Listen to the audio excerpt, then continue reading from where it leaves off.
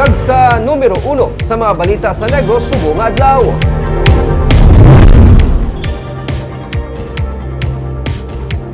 Pagpanukot sa mga nagasulod nga mga motorista sa Bredco Port, ang plano nga ipauntat sang konseho sang Bacolod samtang ginausisa ang kaundaan sang kasugtanan sa tunga sang syudad kag Bredco Port. Yari ang report. Maid-id nga ginusisa sang katapos ang Committee on Laws and Ordinances ang kaundaan sa ginaplano nga expansion project sa Bacolod Real Estate and Development Corporation o kun Bredco sa ginpatigaan nga hearing kaina.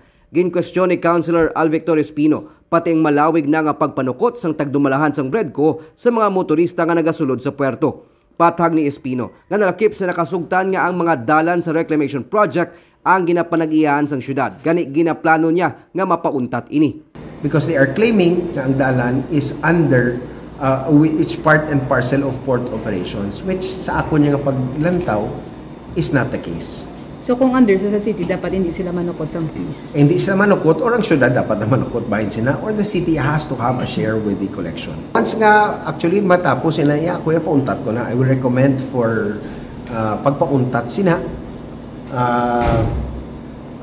kag ang direksyon sa pag-usar sa mga dalan is under the responsibility of the owner, even the reclamation. Ginapausisa naman karon sang konseho mga requirements nga na-comply sang Bredco para sa ginaplano nga expansion. Kag kung wala, dapat hindi sila matagan. But we are experiencing now nga may ara na sila sa sini nga mga dokumento or sa ining mga kasugtanan together with the National Government Office, which is DENR. So we are looking further into that.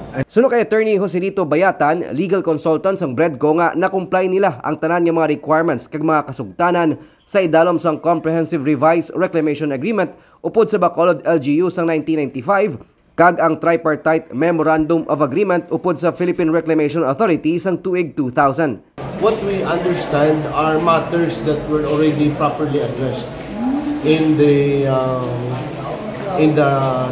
tripartite committee of PRA, the city, and Bredco, and which we held it last May 18. Well, we have to expand, no?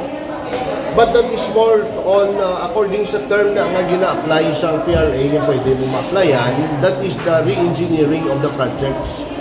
Re-engineering na nag-aobra ka sa conditional design, that is for purposes of adapting to the demand of the development. Ginatunan man sang konseho ang pagtukod sang CRRA Monitoring Committee nga among magapasiguro nga natuman ang mga kasugtanan upod sa port management.